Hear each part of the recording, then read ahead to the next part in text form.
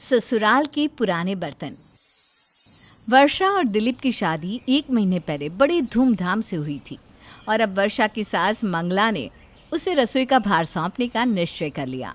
और आज वर्षा अपने ससुराल में पहली बार खाना बनाने के लिए रसोई में आई थी।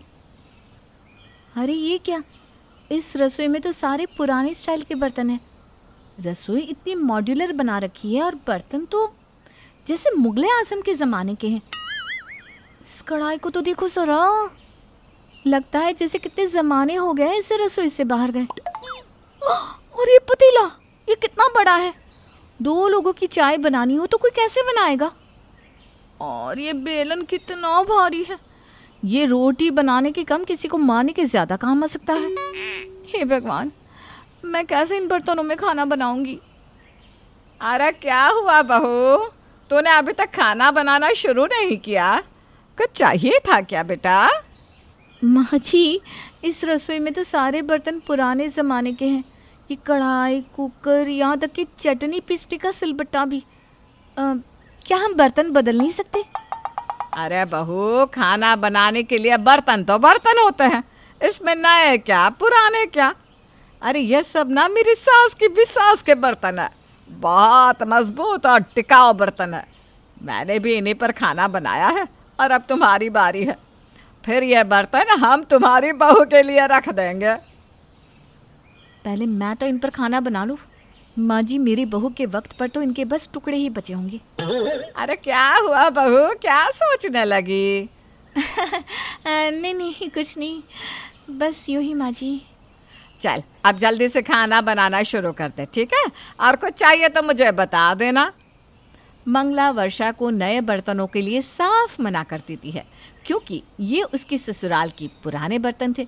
पर वर्षा को इन बर्तनों के साथ खाना बनाने में बहुत ज़्यादा दिक्कत आ रही थी, क्योंकि एक तो ये वज़न में बहुत भारी थे और पुराने भी थे। और ये कढ़ाई कितनी भारी है और इसका नीचे का हिस्सा कितना मोटा है। मेरी तो सारी सब्ज़ी ही जल गई। और इस प्रेशर कुकर में तो ठीक से सीटी भी नहीं बज रही। मेरा सारा खाना खराब हो गया है शायद। अब मैं क्या करूं? ये सब ना इन पुराने बर्तनों की वजह से हुआ है। अरे बहू, खाना बन गया हो तो टेबल पर लगा दे। जी माँ जी, ठीक है। वर्षा सारा खाना टेबल पर लगा देती है।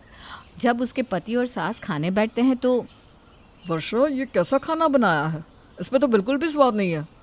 हाँ, आधा कच्चा है खाना और आधा जला हुआ, बिल्कुल भी स्वाद नहीं है इसमें तो। मैंने तो आपसे पहले ही कहा था मम्मी जी, रसोई के सारे बर्तन बहुत पुराने हैं। देखिए, मैंने इतना अच्छा खाना बनाया था, पर इन बर्तनों की वजह से सारा खाना खराब हो गया। अरे बहू, ऐसा कुछ नहीं है। आज तेरा पहला दिन था ना रसोई में, इसलिए तुझे ऐसा लग रहा होगा। धीरे धीरे तुझे भी इन बर्तनों की आदत हो जाएगी, देखना। तू नहीं जानती ये बर्तन कितने मजबूत और टिकाऊ है, और अभी तक वैसे के वैसे ही है।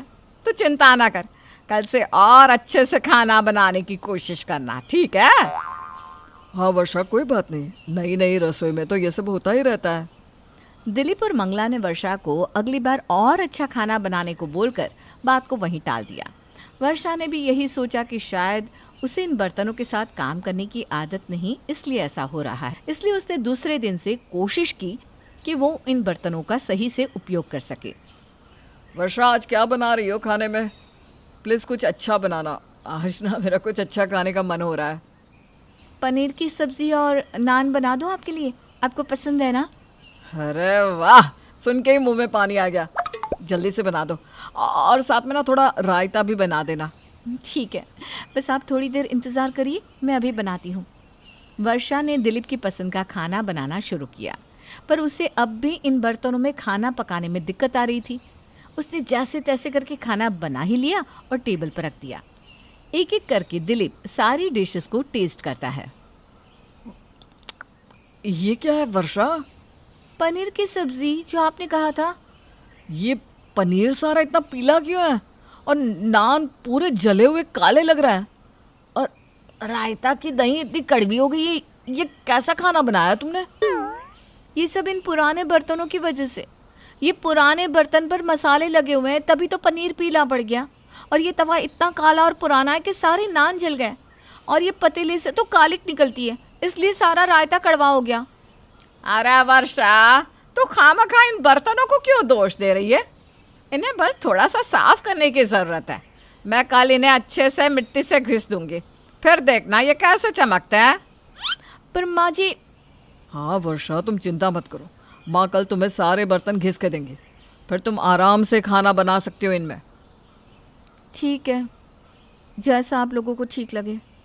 दूसरे दिन मंगला पुराने सारे बर्तनों को अच्छे से मिट्टी से घिस देती है। ये ले बहू, अब सारे बर्तन घिस दिए हैं मैंने, अब तुझे कोई दिक्कत नहीं होगी। ठीक है माँ जी, तो मैं दाल चावल चढ़ा देती हूँ। हाँ बेटा, चढ़ा दे। वर्षा कुकर में दाल चढ़ा देती है और दूसरे काम करने लग जाती है, पर एक भी सीटी नहीं बचती। अरे इतनी देर हो गई, अभी तक एक भी सीटी नहीं बची। चेक करती हूँ। वर्षा जैसे ही कुकर की सीटी को चेक करती है तो कुकर फट जाता है और सारी दाल आसपास रसोई की दीवारों पर लग जाती है। और तेज आवाज़ को सुनकर दिलीप और मंगला भी दौड़ते हुए आते हैं। अरे क्या हुआ, ये कुकर कैसे फट गया? तुम ठीक तो हो ना वर्षा? हाँ मैं ठीक हूँ, मुझे कुछ नहीं हुआ। मैंने कहा था ये पुराने बर्तन है, मैं नहीं बना सकती इनमें खाना, पर आप दोनों मेरी बात ही नहीं सुन रहे। अरे तुम रो मत, अगर तुम्हें इन बर्तनों में खाना नहीं बनाना है तो ठीक है, हम कल ही नए बर्तन ले आएंगे। हाँ हाँ बहू, तुझे वो नॉन स्टिक वाले बर्तन पसंद है ना, वो ले आएंगे, तू रो मत बेटा। इस हादसे के बाद मंगला और दिलीप नए बर्तन ले आते हैं जैसे वर्षा को पसंद है, और अब सब टेबल पर इंतज़ार कर रहे हैं कि आज तो अच्छा खाना मिलेगा ही मिलेगा।